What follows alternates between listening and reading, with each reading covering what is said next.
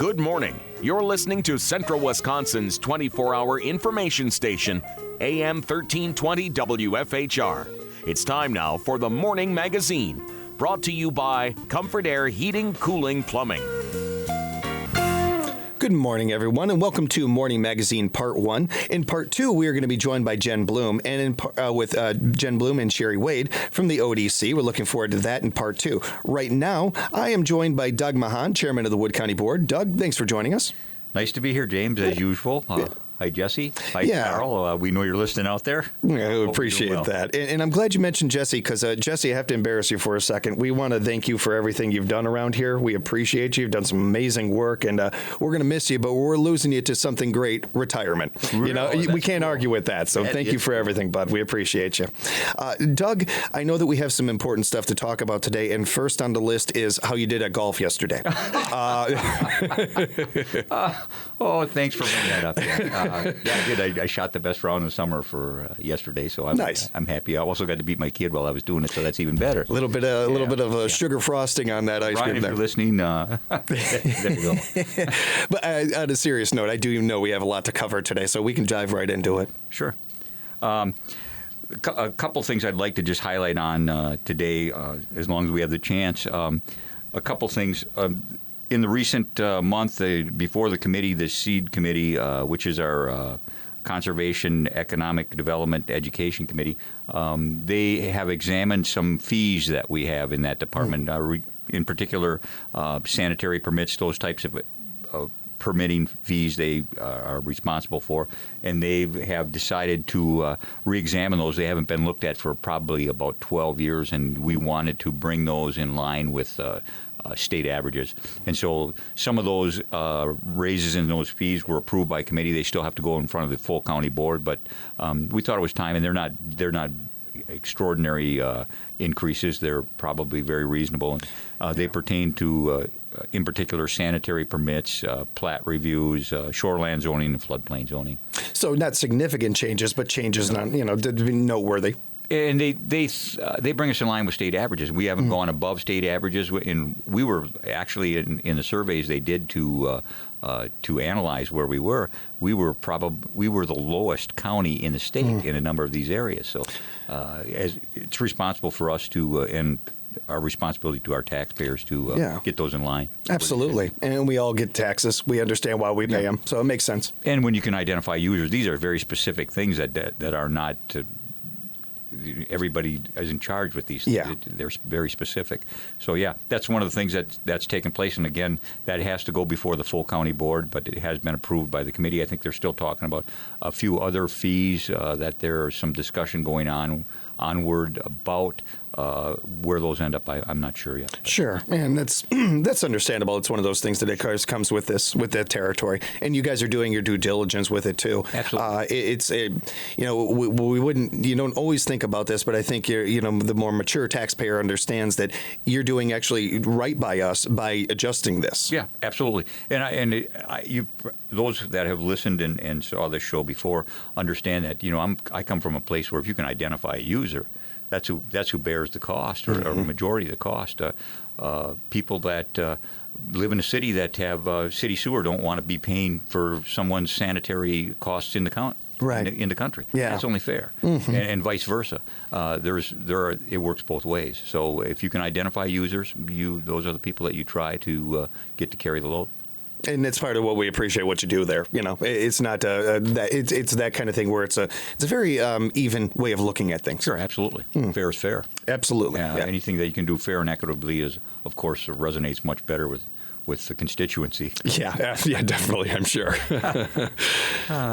Another thing is parks, and I wanted to bring up that because we've instituted some new initiatives in the park system this year, so now that we're into the camping season and we've got a chance to address some of those things, there are a few things that I think there might be some misunderstanding on, and that we just want to clear up, and that is that we've gone to a 7-day reservation policy where you have to make your reservation 7 days before your first night in the campground. And so if people are going online and seeing that their the site that they want to reserve is not available, that does not mean that the park is full.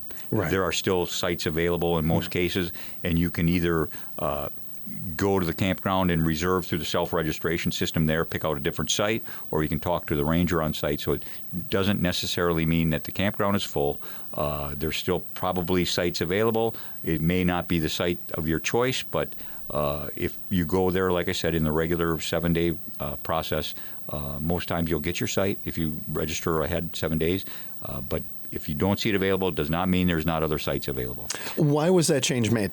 I think it was because I think it was because we had such a request for sites, and our campgrounds are very popular, and so it really streamlined the process as far as getting people being able to get the sites they wanted without confusion. Yeah. So the window was expanded a bit. Makes sense. And so that, and then another thing is that in the past, we had done things like if you bought 4 nights of camping, you get the 5th free. We no longer offer that because we're offering different specials throughout the year, probably just as advantageous. But again, our campgrounds are very popular, and so we're going to take advantage of that. So to speak, not in a negative way, but we're going to capitalize on that popularity, and I think that again benefits taxpayers of Wood County.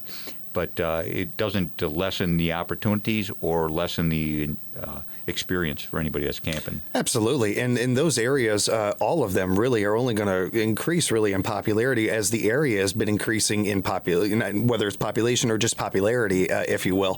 Talking with the people over at Sand Valley, and I've heard from them that there's a lot more people asking about camping. So, I mean, from all these areas around here that we're all kind of attached to, we're hearing more of that. Yeah, and, I'll put our county campgrounds up against anybody. I agree. We have great facilities out there. We're blessed. If you go to other counties, you're probably not going to see the caliber of facilities that you have in Wood County. Agreed. Well maintained, and kudos to our parks department because they're the people that take care of them, and they do a great job, and they're very on cue with everything they do. They're concerned about clients. Their experience from start to finish. And I think we do a great job of that. And I think I've mentioned it before on this show that when I go through the campground, my wife and I ride that bike loop a lot around Lake Wazeecha, the South County Park. And, it's a beautiful spot. I like to talk to campers, and I mean, you'd be surprised. They're not all the campers aren't from Wood County. They come from long distances to camp there, and try and get a campsite at South Wood County during the water ski show. Yeah. And you're going to have a hard time. You better be reserving that plenty early, maybe at the start of the season. And I'm sure that probably those weeks are booked already. But it's good. It's a great place to camp. It's a great place to experience the outdoors. You don't have to camp there to experience the benefits of any of our parks, in particular Southwood County. Great recreational trail around that lake. Great opportunities to swim, kayak, all kinds of outdoor sports. There's not much you can't do out there. It's really, there's something for everybody. It's one of those kind of things. Yeah, and I think we may have some stuff that's going to benefit that South Park coming up yet this year, hopefully. I'm going to be talking with the mayor about some opportunities that we may be able to collaborate on with the city that would benefit that area as well. Hopefully we get somewhere. I can't say much about it right now, but we're talking about some stuff. So. Well, and I appreciate you even sharing that because I know that I'm not the only one that listeners out there are talking to them and everything. When I've talked to other board members, talking to the mayor himself, we all appreciate that you guys kind of are constantly always thinking about how you can make things better, how you can improve things. I think that any community is benefited by that. And that's a great point. I'm glad you brought it up because, it's about quality of life. And in fact, I just made a phone call before I came here for the show. And I don't know if you had the opportunity, either of you, to go to that Wisconsin Rapids Music Festival. That Friends of, and that is a great little event. Yeah, I mean, it's fantastic. I think this was its 4th year.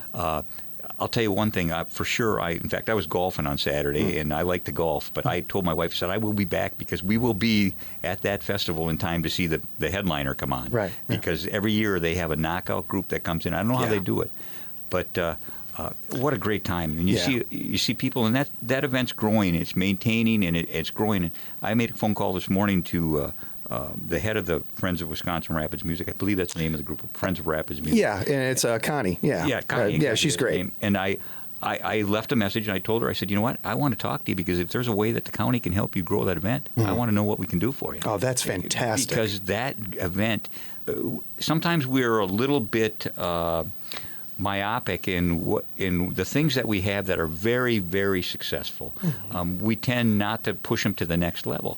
And I think sometimes we miss the boat on that. We start looking at thinking outside the box and trying to grasp for new ideas. When we have a great idea that's working, let's start with that. Lunch by the river, fantastic thing.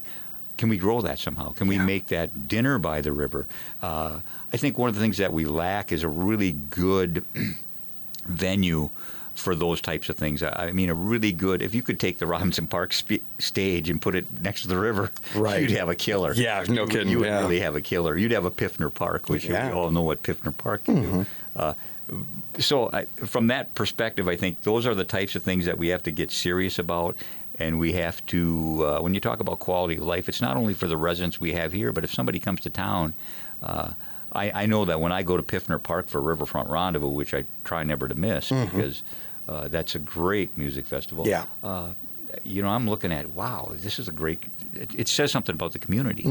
And I think those are the types of things when you have visitors coming in, whether they be business visitors, whether they be looking at professionals thinking about relocating in your community, those are the types of things that will resonate with those people.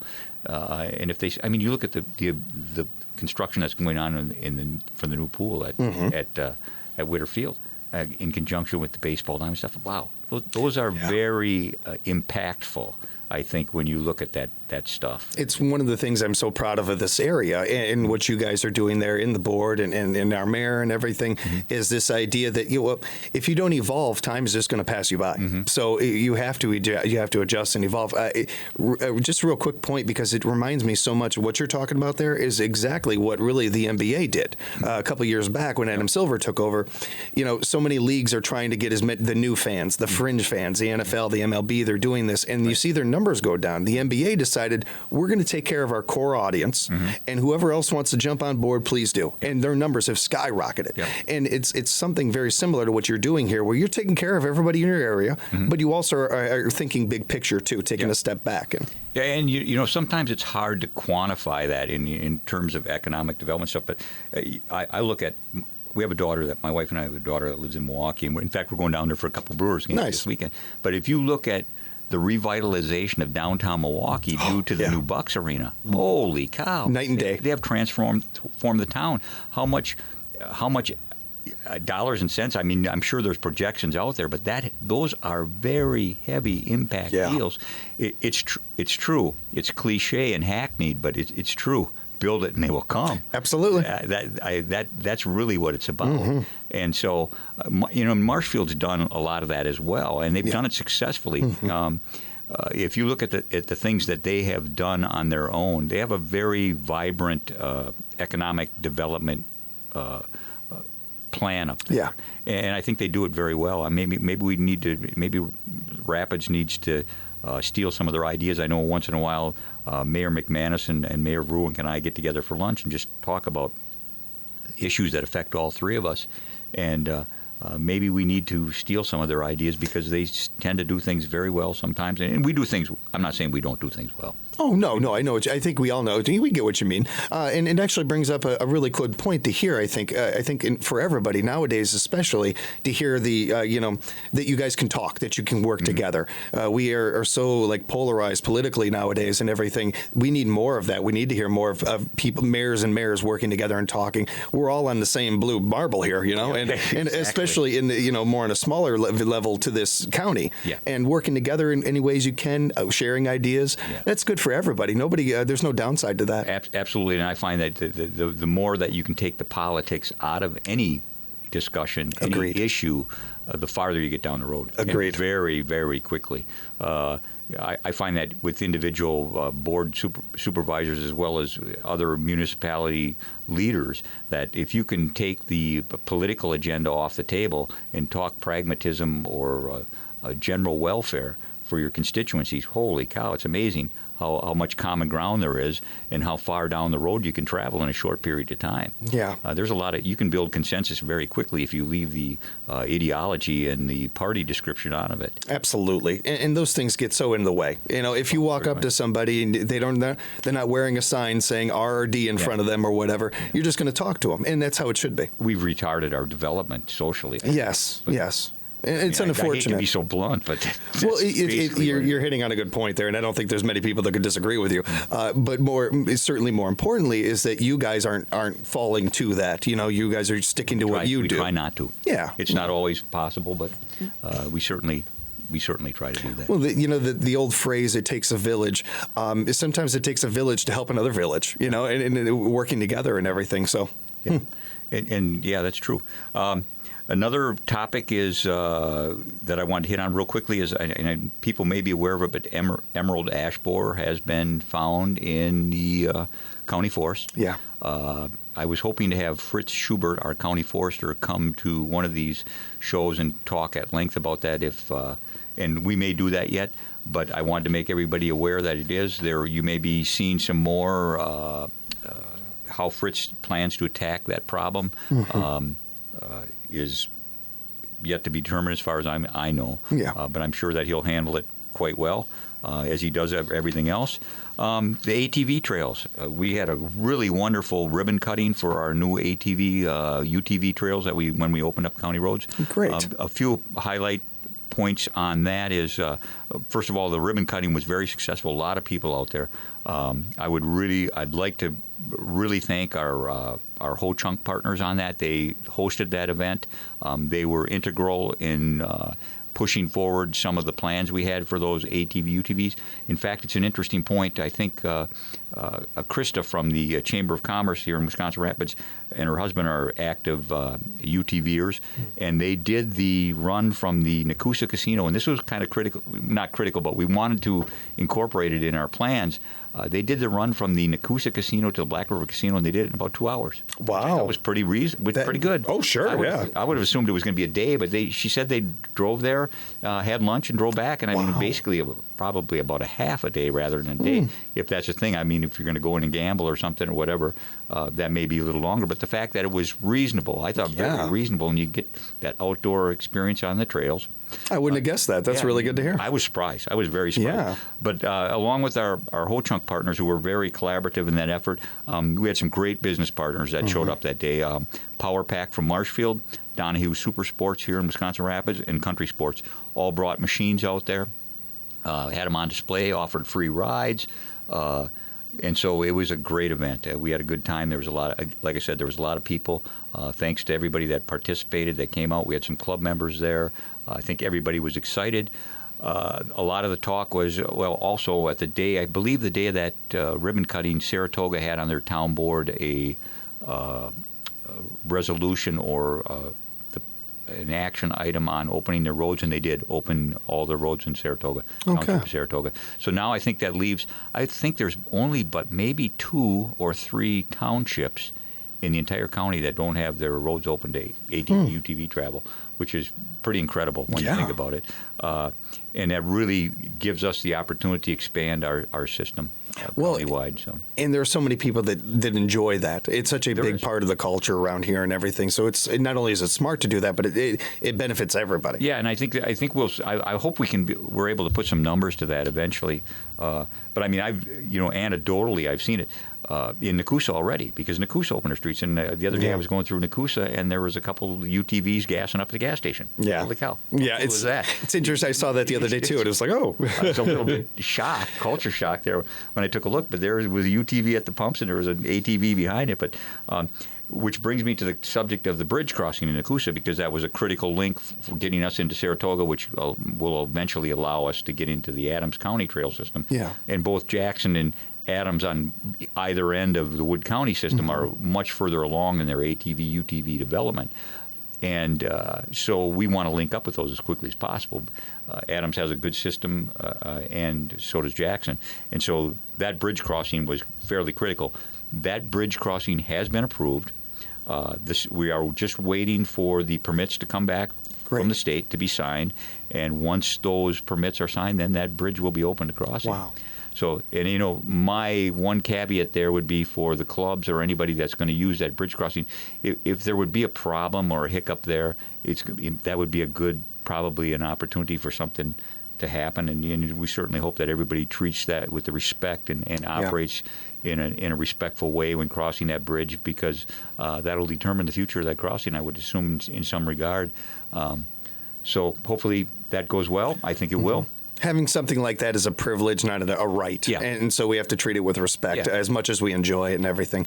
We're speaking with Doug Machon, chairman of the Wood County Board, and we got about 4 or 5 minutes left, Doug. And I want to ask real quick, and I don't mean to ask a long question at the end of the interview, but with a project like that, how long does it take? From beginning to end, like how long was this in the works? Was this we're talking a year that you guys have been working on this from the beginning to end, or? I would think, well, if you incorporate everything, first of all, it was a political thing to get it on the board floor, because there was some pushback. There was a lot of people that didn't feel it was the smart thing to do, that it was a safe thing to do. It's been pretty much borne out in northern counties and other counties across the state that it can be done safely. And so that was a critical point. So once we got past that, which was probably in itself probably close to a lot of background discussions, committee work, things that eventually got that issue to the floor as a resolution to open the roads. And then from the time the resolution was passed, and then we could actively get at work on it within the county with our parks and our zoning and planning director and put those pieces together, it was probably another year. So I would say roughly 2 years. Okay. And government works slow. Well, and that's true, because you have to make a lot of people happy, and you have to get a lot of buy-in from a lot. There's a lot to cover, and you're talking about other cities. You're talking about a lot of different things at the works here. So that's why I thought that this one was a good one to ask that question, because I think it's important for citizens sometimes, all of us, to really realize that this stuff doesn't happen overnight. You guys put a lot of work into this, and to have it, turn out like this is great. Yeah, and I think really you have to give credit where credit is due. I think the townships really led the way on this. They did. The townships were way ahead of the county on this, and I think that was a big part of it, because there hasn't been any detrimental effects from the township's perspectives. There hasn't been a lot of problems, and so that, I think, that eased the burden for the county board to say, you know what, it's working in the townships. I think we need to be a little more open-minded about this, and hopefully, we'll see the impact of it economically. I think that the case that I gave of the UTVs gassing up in Nakusa is a good example. Yeah, it is. What else that is going to generate as far as economics and tax base, we'll see. Absolutely. I mean, I would look to see, and I don't know how obvious it will be, but you would certainly look to see maybe a slight uptick in county sales tax from it, hopefully. Yeah.